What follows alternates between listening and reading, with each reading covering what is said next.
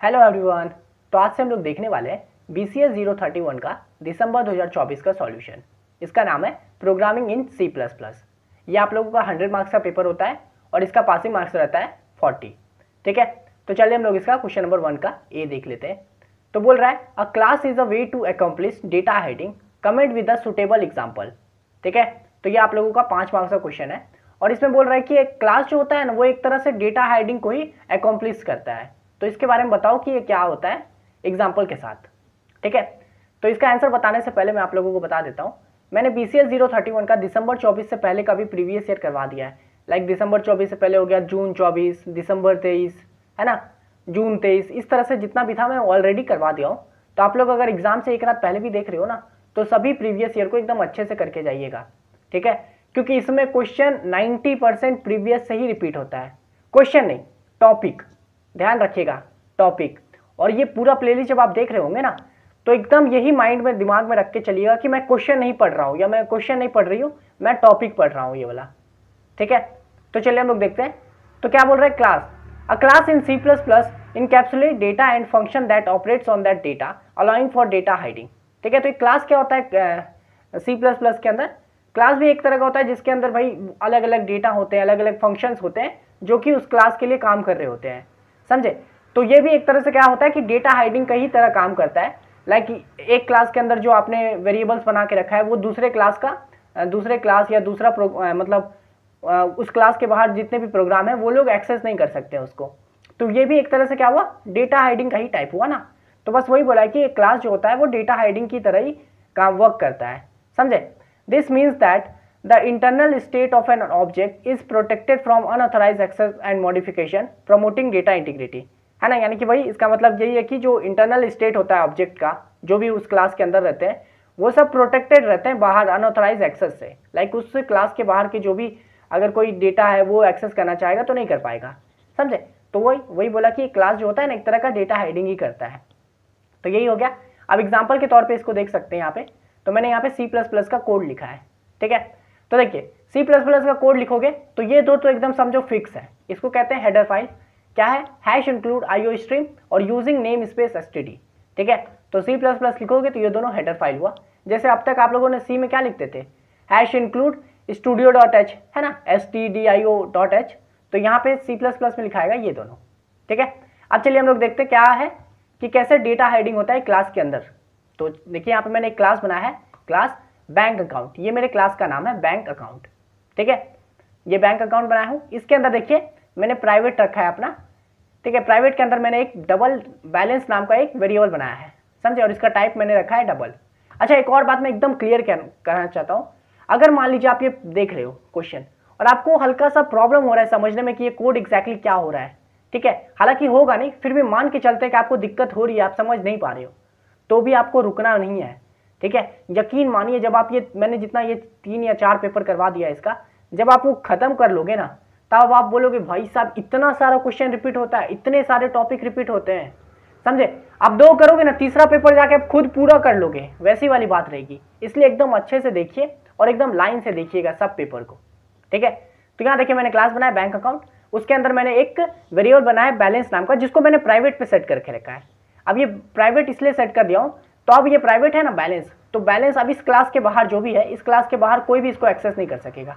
ठीक है, ये पूरा क्लास है मेरा, इसके बाहर इस बैलेंस को तो कोई भी एक्सेस नहीं कर सकता क्योंकि ये प्राइवेट है इस बैंक अकाउंट वाले क्लास के लिए।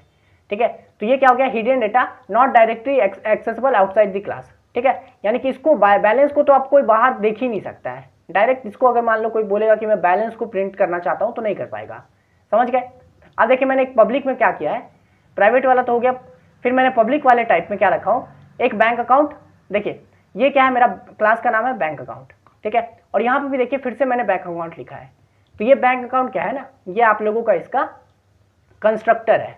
ठीक है, तो कोई भी क्लास जब हम लोग क्रिएट करते हैं ना, जैसे मैंने ये क्लास बैंक अकाउंट बनाया तो इसके अंदर कंस्ट्रक्टर खुद ब खुद बन जाता है, तो खुद ब खुद भी बन जाएगा। यहाँ पे मैंने जानबूझ के कंस्ट्रक्टर को आपको दिखाया है। तो ये बैंक अकाउंट और कंस्ट्रक्टर का नाम और क्लास का नाम बिल्कुल सेम टू सेम रहेगा। ठीक है, तो देख रहे सेम टू सेम है बैंक अकाउंट। और इसके अंदर मैंने क्या रखा है, तो एक डबल वेरिएबल बनाया हूँ जिसका नाम है इनिशियल बैलेंस। ठीक है, तो ये इनिशियल बैलेंस रहेगा, मेरा वेरिएबल का नाम है इनिशियल बैलेंस, आप कुछ भी रख सकते हो। तो यहाँ पे देखिए मैं क्या कर रहा हूँ इस कोड के जरिए, आप आगे समझोगे। तो ये इनिशियल बैलेंस है, मैंने क्या किया है इसके अंदर, ये जो बैलेंस आएगा ना, जो भी यूज़र बैलेंस डालेगा यहाँ पे इस बैंक अकाउंट के अंदर, जो ये बैलेंस है वही हो जाएगा मेरा ये इनिशियल बैलेंस। ठीक है, तो मैंने बस सेट कर दिया इस कंस्ट्रक्टर के अंदर कि भाई जो भी बैलेंस आएगा वो मेरा इस तरह से आएगा इनिशियल बैलेंस के तौर पे। ठीक है, अब देखिए क्या होगा, आगे समझ जाओगे ये चीज़ को भी। अब आएगा मेरा, मैंने एक डिपॉजिट नाम का एक और फंक्शन बनाया है। ठीक है, इसका क्या काम है कि बस मेरे जो भी मेरा अमाउंट है ना उसमें जो भी और आगे कोई डिपॉजिट कर रहा है अमाउंट को वो ऐड हो जाए। ठीक है, तो ये मेरा फंक्शन है। तो बस देखिए सिंपल मैंने वॉइड रखा है, फंक्शन का टाइप, फंक्शन का नाम है डिपॉजिट, आप कुछ भी रख सकते हो डिपॉजिट। ठीक है, इसके अंदर भी मैंने डबल रखा है। अच्छा, इंटीजर इंट भी मैं रख सकता था, इंट अमाउंट, पर मैंने डबल इसलिए रखा है ना क्योंकि कभी कभी क्या होता है कि अमाउंट वगैरह जो होती है वो ज़रूरी थोड़ी है कि एग्जैक्टली 120 रुपये ही होंगे, कभी कभी हो सकता है ना 120 रुपये 0.50 पैसे, है ना, इसलिए मैंने उसको डबल में रखा है ताकि वो जो 0.50 पैसे या जो भी है वो भी ऐड हो जाए, समझे। तो इसलिए मैंने डबल रखा है इसको। आप चाहो तो इंट रख सकते हो, यहाँ पे बैलेंस को भी आप चाहो तो इंट रख सकते हो। ठीक है, तो यहाँ देखिए डबल अमाउंट, ये अब ये जो मेरा फंक्शन है डिपॉजिट फंक्शन, इसमें क्या होगा कि अमाउंट आएगा, जो भी यूज़र डालेगा अमाउंट वो, और ये फंक्शन क्या करेगा, ये जो पहले वाला बैलेंस था मेरा उसमें ये वाला अमाउंट को ऐड कर देगा। तो balance plus is equal to amount, समझे। तो इस तरह से ये पूरा डिपॉजिट वाला फंक्शन मेरा वर्क करेगा। तो ये हो गया। अब देखिए मैं क्या करूँगा, अगर मेरे को गेट बैलेंस, मैंने एक और फंक्शन बना दिया है गेट बैलेंस करके, मतलब लाइक मैं अपना बैलेंस को देखना चाहता हूँ, तो उसके लिए मैं क्या करूँगा, एक डबल नाम का मैंने गेट बैलेंस फंक्शन बनाया है जो क्या कर रहा है, सिंपली रिटर्न बैलेंस कर दे रहा है। ठीक, और ये जो है ये आप लोगों का कहते हैं कमेंट। ठीक है, ये आपका कोड में काउंट नहीं होगा, ये मैं आपकी सुविधा के लिए लिख दिया हूँ ताकि आप समझ जाओ कि ये गेट बैलेंस क्या कर रहा है। तो control access to private data. ठीक है, मैंने जैसा बोला था कि मैं बैलेंस को डायरेक्ट तो एक्सेस नहीं कर सकता हूँ क्लास के बाहर, लेकिन अभी मैंने क्या किया, एक फंक्शन बना दिया है गेट बैलेंस नाम का। अब इसके अंदर से मैं क्या करूँगा, रिटर्न बैलेंस करवा दूंगा। लाइक अब मैं चाहूँगा तो अगर मेरे को बैलेंस देखना होगा तो मैं ये गेट बैलेंस वाला फंक्शन कॉल कर दूंगा, और ये गेट बैलेंस वाला फंक्शन जो है वो बैलेंस को रिटर्न कर देगा। और ये जितने भी फंक्शंस हैं सब इस क्लास के अंदर ही हैं, इसलिए ये बैलेंस वाला यहाँ पे इस फंक्शन के अंदर तो एक्सेस होगा ही। ठीक है, क्योंकि ये भी एक ही क्लास का है।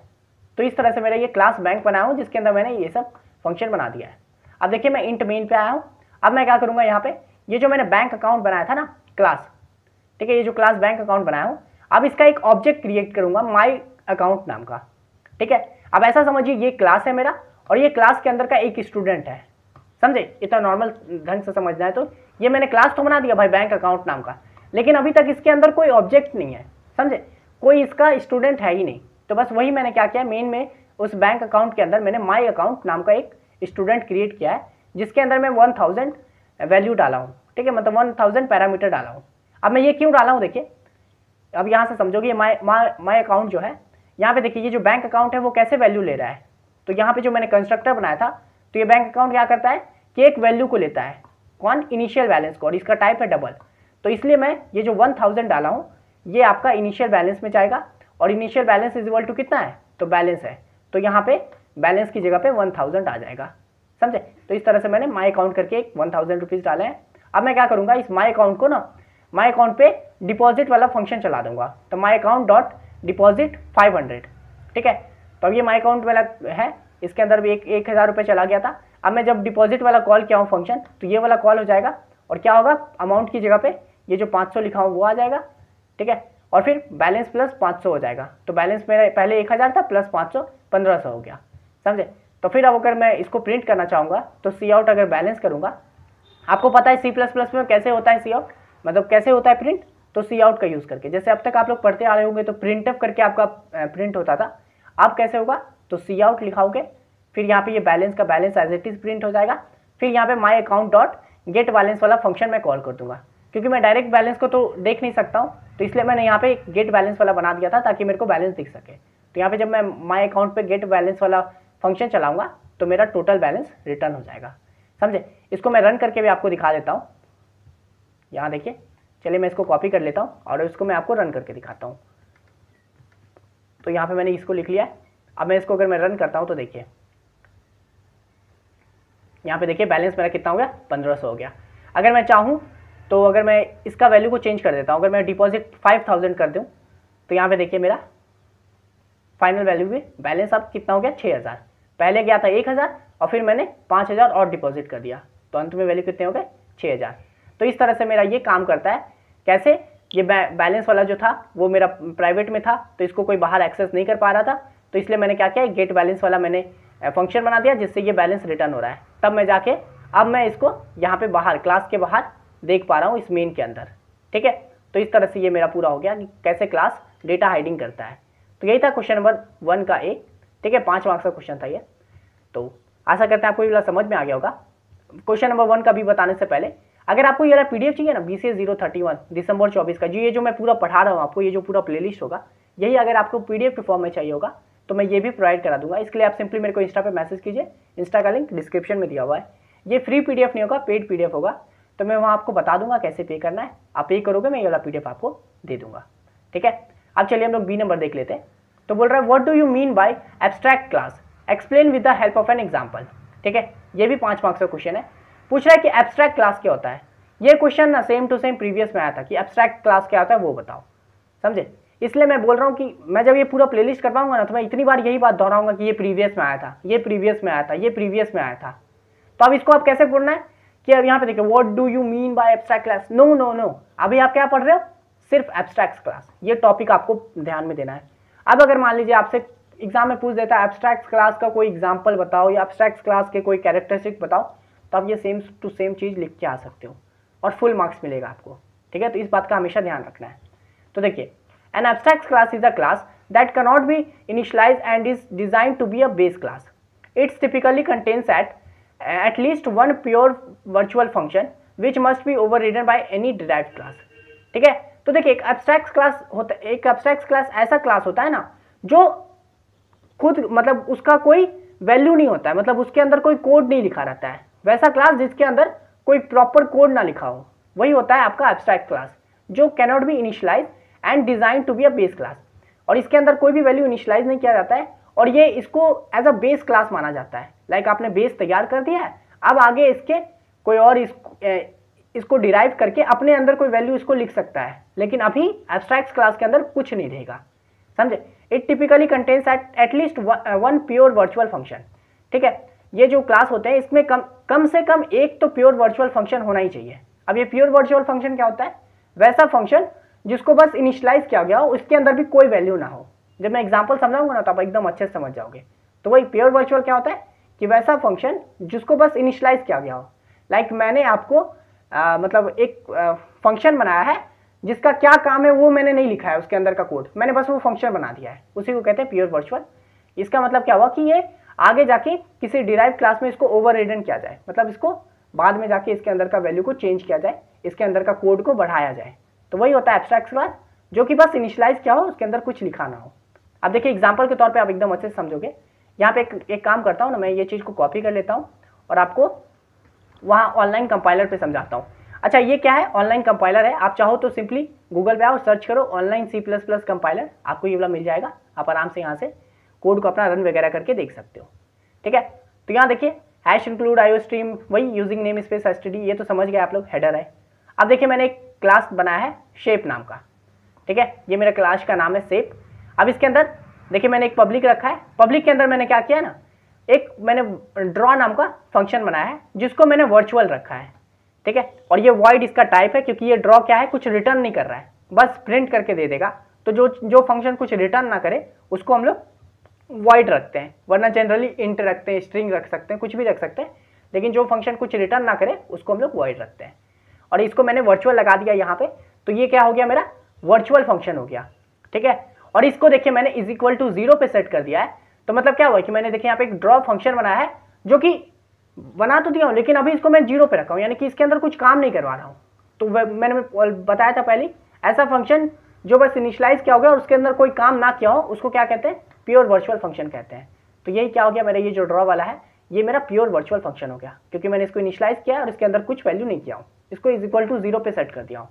तो अब देखिए जब मैंने ये प्योर वर्चुअल फंक्शन बना दिया है, तब अब इस क्लास को देखिए, ये जो शेप क्लास है, देख रहे इसके अंदर मैंने किया है काम, ये क्लास को ओपन मतलब शेप क्लास बनाया हूँ, इसके अंदर देखिए कुछ काम हो ही नहीं रहा है। देख रहे हो, ये जो प्योर वर्चुअल फंक्शन बनाया हूँ इसके अंदर ये भी खाली है, 0 पे सेट है। तो इसलिए ये क्लास क्या हो गया, ये क्लास हो गया भाई हम लोगों का एब्स्ट्रैक्ट क्लास। क्योंकि इसके अंदर कुछ काम नहीं हो रहा है। देख रहे, कोई हम प्रिंट नहीं कर रहे हैं, कोई काम नहीं कर रहे, कोई प्लस माइनस कुछ नहीं कर रहे, तो इसलिए ऐसा क्लास क्या कहलाता है, एब्स्ट्रैक्ट क्लास। यानी कि एक तरह से मैंने इसको बेस तैयार कर दिया है। ठीक है, अब देखिए मैं क्या करूंगा, इसी बेस क्लास को, ये जो शेप है मेरा ये बेस क्लास हो गया, इसका मैं आप क्या करूंगा, एक चाइल्ड क्लास बनाऊंगा, यानी कि डिराइव्ड क्लास। तो यहाँ पे मैं देखिए एक क्लास सर्कल नाम का बना रहा हूँ क्लास। ठीक है, सर्कल हो गया, और इसको मैं क्या करूंगा, ये शेप नाम से डिराइव कर दूंगा। तो यहाँ पे एक तरह समझिए, ये जो है ये इसका ये फादर है, और ये जो सर्कल है ये इसका चाइल्ड है। ठीक है, पेरेंट और चाइल्ड। तो इसलिए मैंने क्या किया, एक सर्कल नाम का क्लास बनाया हूँ जो कि शेप से डिराइव्ड है। ठीक है, तो इसलिए पब्लिक शेप कर दिया। तो ये हो गया। अब इसके अंदर मैंने रखा है पब्लिक, और यहाँ पे मैं देखिए यही सेम फंक्शन, ये जो ड्रॉ वाला फंक्शन है, इसी को फिर से लिया हूँ, वॉइड ड्रॉ। और अब मैं क्या कर रहा हूँ, इसके अंदर वैल्यू को लिख रहा हूँ, इसके अंदर जो भी कोड है वो मैं कर रहा हूँ, है ना। तो एक तरह से मैं इसको अब इनिशियलाइज कर रहा हूँ, इसके अंदर वैल्यू डाल रहा हूँ।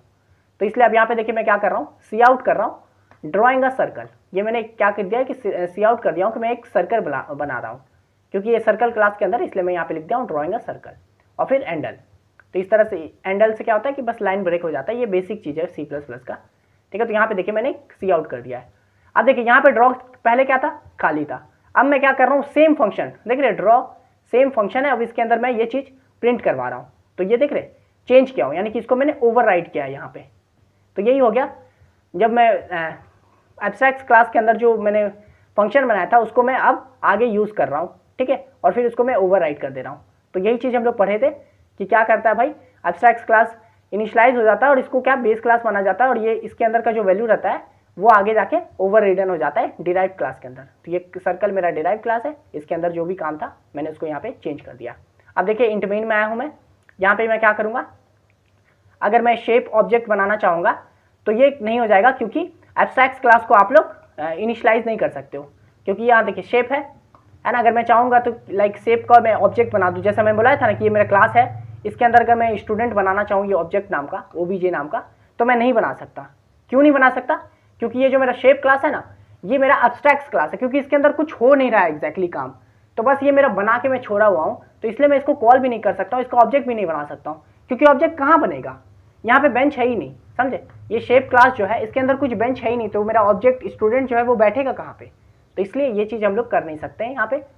तो यहाँ पे मैं क्या करूँगा, सर्कल का एक, ये जो मेरा सर्कल क्लास है इसका एक स्टूडेंट बनाऊंगा C नाम का, क्योंकि ये देखिए सर्कल के अंदर भाई ड्रॉ नाम का फंक्शन है जो कि कुछ काम कर रहा है, तो इसलिए एक तरह से समझिए बेंच है मेरे पास, तो इसलिए मैं एक सर्कल C नाम का एक स्टूडेंट बनाया हूँ। अब मैं क्या करूँगा, C पे C डॉट ड्रॉ कर दूंगा।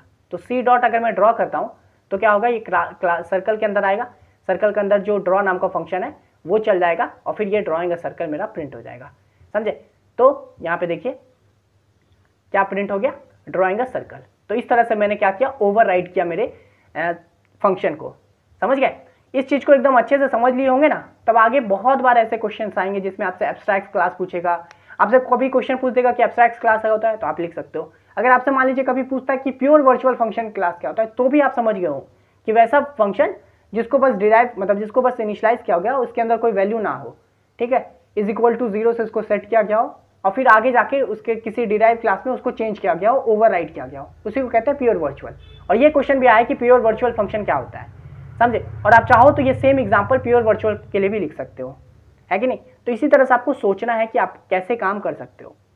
अब देखिए B नंबर हो गया, अब चलते हैं C नंबर।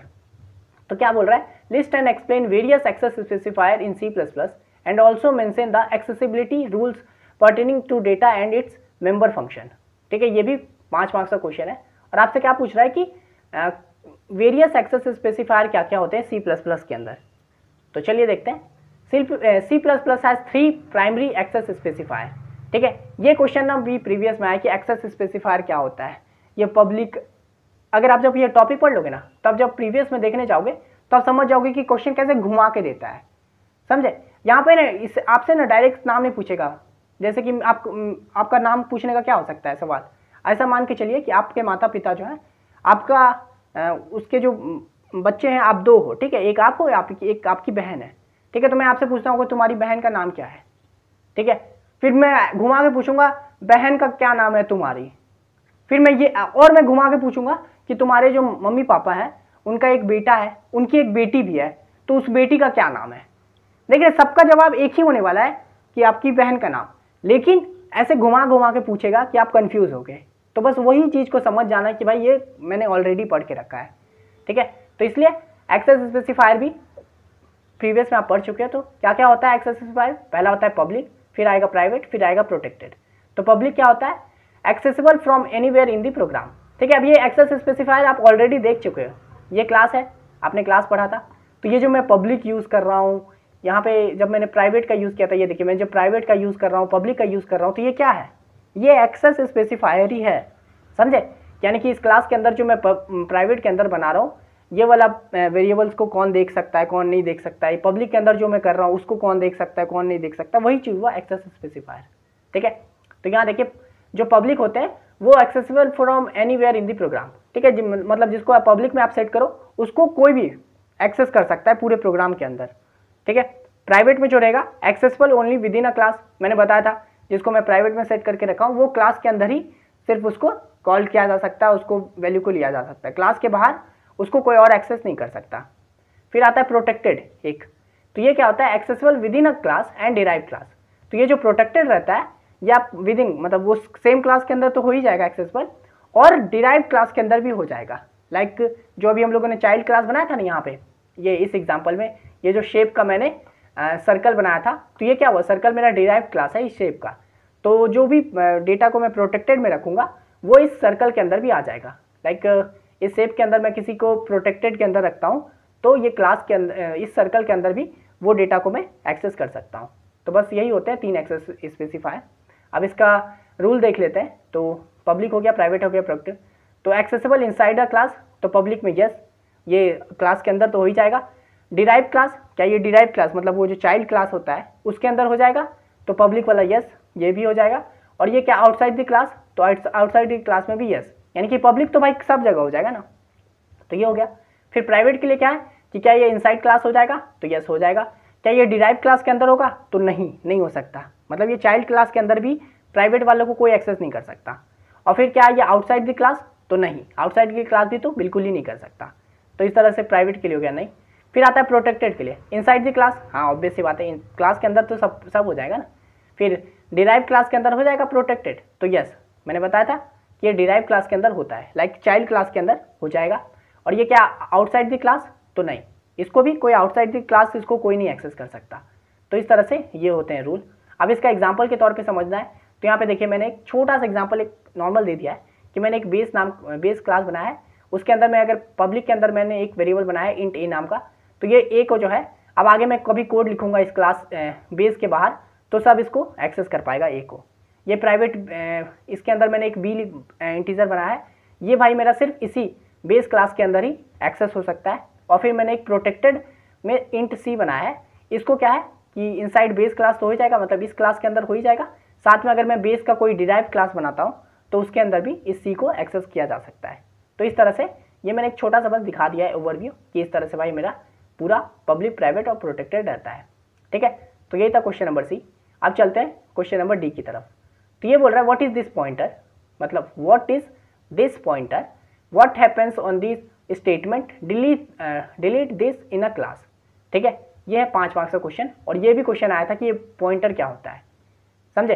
अब अगर आपके सामने ये पेपर आ गया तो आप व्हाट इज दिस पॉइंटर देखोगे, बोलोगे कि यस, फिर ये आगे का पढ़ोगे तो बोलोगे कि यार ये चीज़ तो मेरे को नहीं पता है, समझे। तो ऐसा भी हो सकता है क्वेश्चन में कि आपको एक पार्ट आता हो, एक पार्ट ना आता हो, तो भी आपको क्या करना है, पूरा लिखना है उसको एकदम अच्छे से, ठीक है। अगर आपने दिस पढ़ा है तो फिर ये डिलीट दिस वाला आप इजीली समझ जाओगे। चलिए मैं आपको बताता हूँ कैसे। तो देखिए, the this pointer is a special pointer available inside class member function pointing to the current object of the class, ठीक है। तो दिस पॉइंटर क्या होता है ना, मतलब दिस मतलब ये आप एक क्लास के अंदर हो, आप दिखाना चाहते हो कि ये जो ऑब्जेक्ट है ना, मैं इसकी बात कर रहा हूँ, ये जो ऑब्जेक्ट है, इस तरह से। तो मतलब वही हुआ दिस, मतलब कि एग्जैक्ट उस ऑब्जेक्ट की बात करना, करेंट ऑब्जेक्ट जहाँ पे आप हो उसके बारे में बात करना। लाइक आप बैठे हुए 4-5 लोग हैं, आप वहाँ पे एकदम एक रूम है, वहाँ पे 5-6 लोग पे हैं, आपका एक दोस्त है, तो मैं आपसे पूछता हूँ आके कि तुम्हारा दोस्त कौन सा है, तो आप पॉइंट करके बोलोगे ना ये है मेरा दोस्त, तो बस वही हुआ दिस, मतलब ये, समझ गए। तो दिस पॉइंटर एक स्पेशल पॉइंटर होता है जो कि आपके मेंबर फंक्शन के अंदर, मतलब जहाँ पे आप हो उसके अंदर रहता है, पॉइंटिंग करते रहता है आपके करंट ऑब्जेक्ट पे जहाँ पे आप हो अभी, समझे। तो ये हो गया दिस, एग्जाम्पल से आप अच्छे से समझ जाओगे। तो अब देखिए डिलीट दिस, अब डिलीट दिस से क्या समझोगे आप, दिस समझ गए हो तो डिलीट दिस मतलब क्या हुआ कि मतलब यही अपना दोस्त को डिलीट कर दो, है ना। तो बस वही चीज़ है। तो when you use the statement delete this inside a member function, जब आप मेंबर फंक्शन के अंदर डिलीट दिस का यूज करते हो तो ये क्या करता है, it delete the object that the this pointer points to, यानी कि ये क्या करता है, डिलीट कर देता है उस ऑब्जेक्ट को जहाँ पे ये दिस पॉइंट कर रहा है ना। यानी कि अभी एग्जांपल के तौर पे आप जो अपने दोस्त की तरफ पॉइंट कर रहे हो आपका दोस्त डिलीट हो जाएगा, समझे। अब अगर आपका दोस्त डिलीट हो जाएगा कितनी डेंजरस बात है। तो सेम यहाँ पे दिस में भी डिलीट दिस अगर कर देते हो तो पूरा ऑब्जेक्ट ही डिलीट हो जाएगा।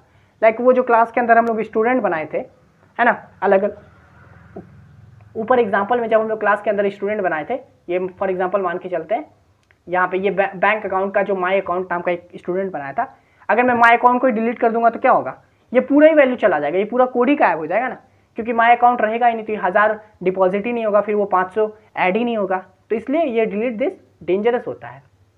तो यहाँ पे लिखा है this should be done with caution as it can lead to undefined behaviour if the object is accessed afterward. ठीक है, यानी कि इसको एकदम क्वेश्चन के साथ यूज करना चाहिए, क्योंकि अगर ये डिलीट हो जाता है तो अनडिफाइंड बिहेवियर होगा, है ना, एरर आ सकता है। अगर मैं फिर से डिलीट कर दिया उसके बाद मैं फिर से उसी ऑब्जेक्ट में कोई काम कर रहा हूँ या उसको मैं रीड करना चाह रहा हूँ तो वो रीड तो होगा नहीं, क्योंकि वो डिलीट हो गया है। तो इसलिए डिलीट दिस थोड़ा डेंजरस है। अब देखिए एग्जाम्पल इसका, चलिए मैं इसको भी कॉपी कर लेता हूँ और वहीं पे आपको दिखाता हूँ, वहाँ पे थोड़ा अच्छा से दिखता है ना तो अच्छा लगता है। अच्छा एक और ना, मैं ऐसी कोई सब्जेक्ट का पढ़ा रहा था तो मुझे मैसेज आया इंस्टा पे कि आप जो पढ़ा रहे हो सर उसको कंप्यूटर पे कब कैसे कोड करेंगे। और मैं ऐसा ही कोई सब्जेक्ट पढ़ा रहा था, फॉर ये शायद BCS 31 ही पढ़ा रहा था। तो ये जो मैं आपको कोड समझा रहा हूँ यहाँ पे, तो अब बच्चे एक कंफ्यूज हो गया था कि उसको लगा ना कि उसे भी कंप्यूटर पे जाके ऐसे कोड करना होगा। नहीं ब्रो, वो आपको कोड नहीं करना, मैं आपको समझाने के लिए कि कोड कैसे वर्क कर रहा है, इसलिए मैं आपको रन करके दिखाता हूँ, आपको एक एक लाइन समझाता हूँ। पर आपको ये सब चीज़ कॉपी में लिखना है, ये एज इट इज़ ऐसे जो है हैश इंक्लूड आईओ स्ट्रीम ऐसे करके आपको कॉपी में लिखना है। ठीक है, तो यहाँ पे देखिए सेम वही एज इंक्लूड, ये तो समझ गया आपका हेडर फाइल है। यहाँ पे माई क्लास नाम का एक मैंने क्लास बनाया है, देखिए। अच्छा आप देखिए, अब मैं जब ये बोल रहा हूँ कि मैंने माई क्लास बनाया तो अब आप कंफ्यूज नहीं हो रहे होंगे। यही चीज़ ये जब मैं पहली बार बता रहा था ये क्वेश्चन आपको यहाँ पे कि मैंने एक बैंक अकाउंट नाम का क्लास बनाया, तो हो सकता है आपको दिक्कत हो रही होगी कि ये बैंक अकाउंट कैसे बन गया, ये क्या है, प्राइवेट क्या है, पब्लिक। लेकिन अब देखिए आप समझने लगे हो, इसलिए मैं बोल रहा हूँ एकदम पेशेंस से देखिए, आप पूरा समझोगे सब कुछ। ठीक है, तो यहाँ पे देखिए मैंने एक माई क्लास नाम का क्लास बनाया है, इसके अंदर मैंने क्या किया है, एक डिस्ट्रॉय नाम का फंक्शन बनाया है। ठीक है, इसका टाइप वही वॉइड रहेगा। तो ये डिस्ट्रॉय क्या कर रहा है कि बस डिलीट कर दे रहा है दिस को। अब ये दिस क्या है, तो यानी कि करंट ऑब्जेक्ट, ये जो भाई ऑब्जेक्ट बनाया हो क्लास के अंदर, आगे मैं जब माई क्लास के अंदर कोई भी ऑब्जेक्ट बनाऊंगा तो ये डिस्ट्रॉय वाला जो फंक्शन है ना, वो पूरा ऑब्जेक्ट को ही डिलीट कर देगा। समझे, आगे समझते हैं इसको।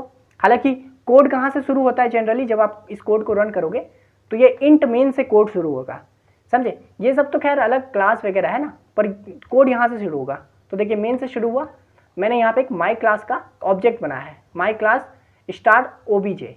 अब यहाँ पे देखिए माई क्लास को ढूंढेगा, समझे कंपाइलर, तो देखिएगा अच्छा माई क्लास यहाँ पे इसका एक ऑब्जेक्ट बनाओ ओबीजे नाम का। तो ओबीजे नाम का इस माई क्लास का एक ऑब्जेक्ट बनेगा, मतलब वो स्टूडेंट बनेगा, और क्या रहेगा, न्यू माई क्लास, यानी कि इस माई क्लास का एक नया बच्चा बना है ओबीजे नाम का। समझे, अब क्या करो, ओबीजे में कर दो डिस्ट्रॉय वाला फंक्शन को कॉल। तो ओबीजे में जब मैं डिस्ट्रॉय वाला फंक्शन को कॉल करूँगा तो फिर ये माई क्लास के अंदर जाके डिस्ट्रॉय वाला फंक्शन ढूंढेगा। तो ये डिस्ट्रॉय वाला फंक्शन ढूंढा, समझे, और ये डिस्ट्रॉय क्या कर रहा है, तो डिलीट दिस, यानी कि ये जो ऑब्जेक्ट बनाया हो ओबीजे नाम का उसी को डिलीट कर दो। समझे, तो this will delete the object. तो अब यहाँ पे ये जो ओबीजे नाम का मैंने ऑब्जेक्ट बनाया था माई क्लास के अंदर, जो स्टूडेंट बनाया था वो डिलीट हो गया। ठीक है, यानी कि अब ये डिलीट हो गया, डिस्ट्रॉय हो गया। तब आगे अब मैं अगर चाहूँगा कि इस लाइन के बाद मैं ऑब्जेक्ट के अंदर कोई भी चेंजेस करना चाहूँ या कोई भी काम करना चाहूँ तो नहीं कर सकता हूँ। तो object can no longer be used after this point. समझे, ये सब कमेंट आपको ऑलरेडी पता है ना। फिर यहाँ पे रिटर्न 0। अब अगर मैं इसको रन करता हूँ तो देखिए क्या होगा, गायब, कुछ नहीं हुआ, कोई वैल्यू नहीं आया। क्यों, क्योंकि मैंने सब डिस्ट्रॉय कर दिया, मैंने डिलीट कर दिया। जैसे मैंने ऑब्जेक्ट डिस्ट्रॉय वाला फंक्शन कॉल किया सब डिलीट हो गया, खाली। समझ गए। तो इस तरह से मेरा ये कैसे काम करता है ये चीज़ हम लोगों ने देख लिया। ठीक है, दिस पॉइंटर के बारे में और डिलीट दिस पॉइंटर के बारे में। तो आशा करते हैं आपको ये वीडियो समझ में आ गया होगा। इसमें हम लोग क्वेश्चन नंबर 1 का ABCD देख लिया है। ठीक है, आपको ये वाला PDF चाहिए तो आपको पता ही क्या करना है, इंस्टा पे मैसेज कर दीजिएगा। और हाँ, आपसे एक छोटा सा रिक्वेस्ट है, इस वीडियो के डिस्क्रिप्शन के एकदम एंड में एक 2 मिनट का वीडियो है, कृपया करके उसे देखिएगा और आपसे जो सपोर्ट बन पाता है ज़रूर कोई सपोर्ट दिखाइएगा। ठीक है, वो वीडियो 2 मिनट से भी कम का है, तो आप इस वीडियो को ख़त्म कर लियो तो आप एक बार उससे देख लीजिए और कुछ सपोर्ट ज़रूर दिखाइए। ठीक है, मिलते हैं नेक्स्ट वीडियो में, तब तक के लिए बाय।